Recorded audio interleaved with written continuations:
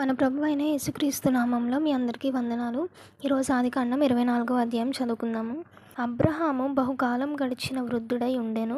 అన్ని విషయములలోనూ యెహోవా అబ్రహామును ఆశీర్వదించెను. అప్పుడు అబ్రహాము తనకు కలిగిన సమస్తమును ఏలుచుండిన తన ఇంటి పెద్ద దాసునితో, నీ చెయ్యి నా తొడ క్రింద పెట్టుము. నేను ఎవరి మధ్య కాపురమున్నానో ఆ కనానీయుల కుమార్తెలలో ఒకదానిని నా కుమారునికి పెండ్లి చేయక నా స్వదేశమందున్న నా బంధువుల యొద్దకు వెళ్ళి ఇస్సాకును నా కుమారునికి భార్యను తెచ్చునట్లు ఆకాశము యొక్క దేవుడును భూమి యొక్క దేవుడునైన యెహోవా తోడని నీ చేత ప్రమాణం చేయించెదనెను. ఆ దాసుడు, ఈ దేశమునకు నా వెంట వచ్చుటకు ఒకవేళ ఆ స్త్రీ ఇష్టపడని ఎడల నీవు బయలుదేరి వచ్చిన ఆ దేశమునకు నేను నీ కుమారుని తీసుకొని పోవలెనా అని అడుగగా, అబ్రహాము, అక్కడికి నా కుమారుని తీసుకొని పోకూడదు సుమి. నా తండ్రి ఇంట నుండి నేను పుట్టిన దేశం నుండి నన్ను తెచ్చి నాతో మాట్లాడి నీ సంతానమునకు ఈ దేశం నిచ్చెదనని ప్రమాణం చేసి నాతో చెప్పిన పరలోకపు దేవుడగు యెహోవా తన దూతను నీకు ముందుగా పంపును.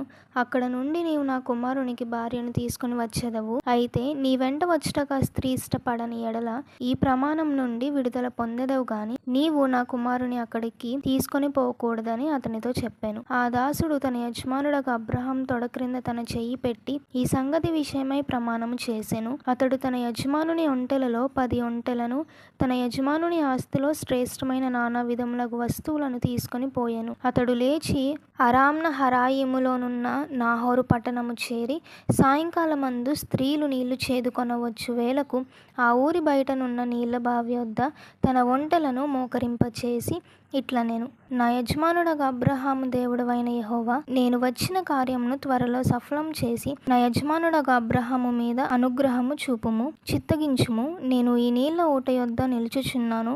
ఈ ఊరి వారి పిల్లలు నీళ్లు చేదుకొనుటకు వచ్చుచున్నారు.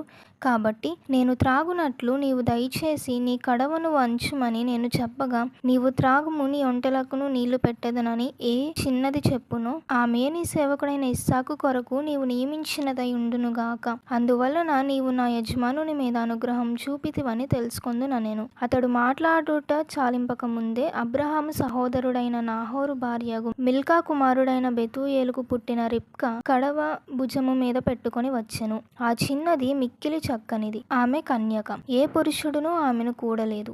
ఆమె ఆ బావిలోనికి దిగిపోయి కడవను నీళ్లతో నింపుకొని ఎక్కిరాగా ఆ సేవకుడు ఆమెను ఎదుర్కొనుటకు పరుగెత్తి, నీ కడవలో నీళ్లు కొంచెము దయచేసి నన్ను త్రాగనిమ్మని అడిగెను. అందుకు ఆమె, అయ్యా త్రాగుమని చెప్పి త్వరగా తన కడవను చేతి మీదికి దించుకొని అతనికి దాహమిచ్చెను. మరియు ఆమె అతనికి దాహమిచ్చిన తరువాత, నీ ఒంటెలు త్రాగుమట్టుకు వాటికి నీళ్లు చేదిపోయేదునని చెప్పి త్వరగా గాడిలో తన కడవ కుమ్మరించి తిరిగి చేదుటకు ఆ బావికి పరిగెత్తుకొని పోయి అతని ఒంటెలన్నిటికీ నీళ్లు చేదిపోసెను. ఆ మనుష్యుడు ఆమెను తేరి చూచి తన ప్రయాణంను యెహోవా సఫలం చేసునో లేదో తెలుసుకొనవలెనని ఊరకుండెను. ఒంటెలు త్రాగుటి అయిన తరువాత ఆ మనుష్యుడు 1/2 తులము ఎత్తుగల బంగారపు ముక్కు కమ్మిని ఆమె చేతులకు 10 తులముల ఎత్తుగల 2 బంగారు కడియములను తీసి, నీవు ఎవరి కుమార్తెవు?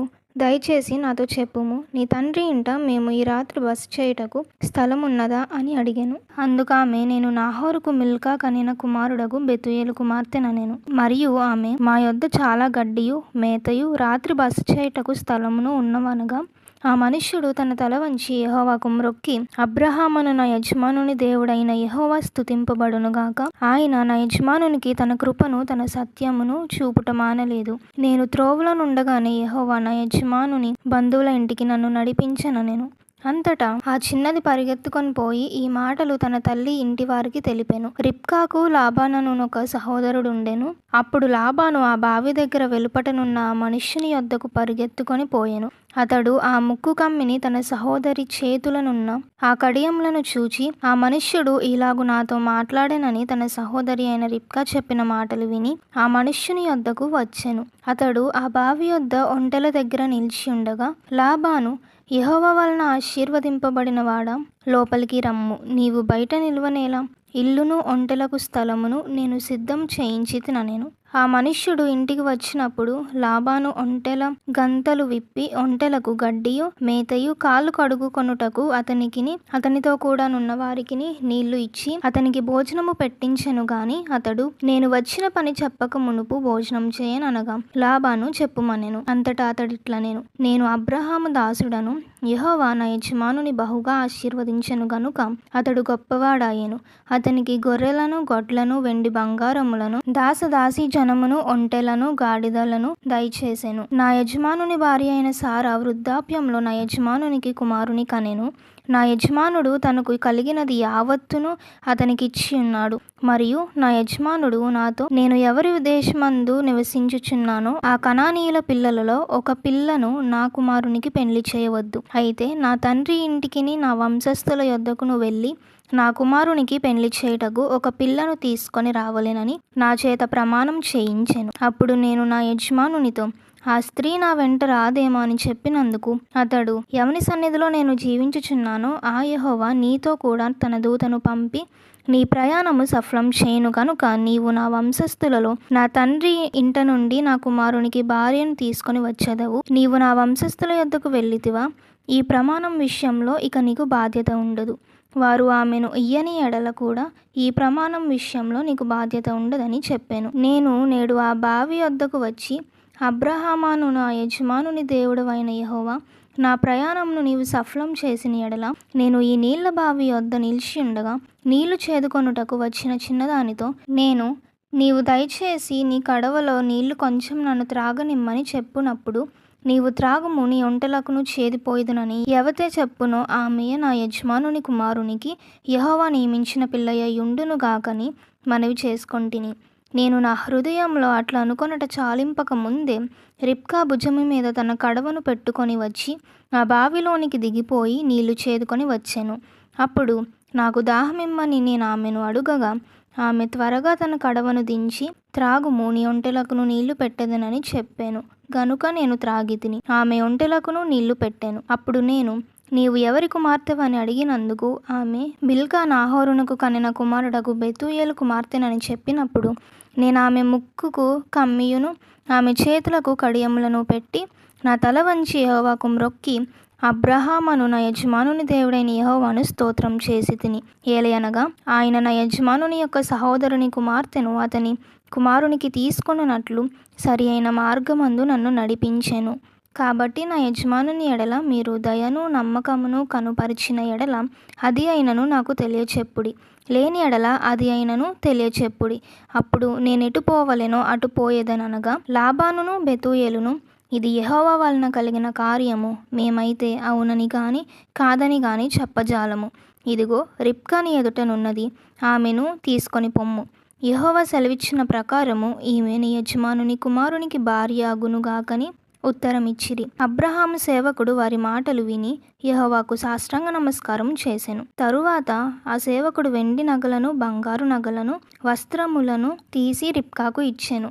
మరియు అతడు ఆమె సహోదరునికిని తల్లికిని విలువగల వస్తువులు ఇచ్చెను. అతడును అతనితో కూడానున్న మనుష్యులను అన్నపానములు పుచ్చుకొని అక్కడ రాత్రి అంతయు నుండిరి. ఉదయంన వారు లేచినప్పుడు అతడు, నా యజమానుని యొద్దకు నన్ను పంపించుడని చెప్పగా ఆమె సహోదరుడును ఆమె తల్లియు, ఈ చిన్నదాని 10 దినములైనను మా యొద్ద ఉండనిమ్ము, ఆ తరువాత ఆమె వెళ్ళవచ్చుననిరి. అప్పుడతడు, యెహోవా నా ప్రయాణంను సఫలం చేసెను గనుక నాకు తడవు కానీయక నన్ను పంపించుడి, నా యజమానుని యొద్దకు వెళ్ళెదనని చెప్పినప్పుడు వారు ఆ చిన్నదానిని పిలిచి ఆమె ఏమనునో తెలుసుకొందమని చెప్పుకొని రిబ్కాను పిలిచి, ఈ మనుష్యునితో కూడా వెళ్ళదవా అని ఆమెను అడిగినప్పుడు వెళ్ళదనెను. కాబట్టి వారు తమ సహోదరి అయిన రిబ్కాను, ఆమె దాదిని, అబ్రహాము సేవకుని, అతనితో వచ్చిన మనుష్యులను సాగనంపినప్పుడు వారు రిబ్కాతో, మా సహోదరి, నీవు వేల వేలకు తల్లివగుదువుగాక, నీ సంతతి వారు తమ పగవారి గవినిని స్వాధీనపరుచుకొందురుగాక అని ఆమెను దీవింపగా రిబ్కాయు ఆమె పనికత్తెలను లేచి ఒంటెలనెక్కి ఆ మనుష్యుని వెంబడి వెళ్ళిరి. అట్లు ఆ సేవకుడు రిబ్కాను తోడుకొని పోయెను. ఇస్సాకు బెయేర్ లహాయి రోయి మార్గంన వచ్చి దక్షిణ దేశమందు కాపురముండెను. సాయంకాలమున ఇస్సాకు పొలంలో ధ్యానింప బయలు వెళ్ళి కన్నులెత్తి చూచినప్పుడు ఒంటెలు వచ్చుచుండెను. రిబ్కా కన్నులెత్తి ఇస్సాకును చూచి ఒంటె మీద నుండి దిగి, మనలనెదుర్కొనుటకు పొలంలో నడుచుచున్న మనుష్యుడెవరని దాసుని నడుగగా అతడు, ఇతడు నా యజమానుడని చెప్పెను. గనుక ఆమె ముసుగు వేసుకొనెను. అప్పుడు ఆ దాసుడు తాను చేసిన కార్యములన్నీ ఇస్సాకుతో వివరించి చెప్పెను. ఇస్సాకు తల్లి అయిన సారా గుడారంలోనికి ఆమెను తీసుకొని పోయెను. అట్లు అతడు రిబ్కాను పరిగ్రహింపగా ఆమె అతనికి భార్య ఆయెను. అతడు ఆమెను ప్రేమించెను. అప్పుడు ఇస్సాకు తన తల్లి విషయమై దుఃఖ నివారణ పొందెను. ఈ కొద్ది మాటలు దేవుడు మన వినికిడిలో దీవించి ఆశీర్వదించును గాక. ఆమేన్.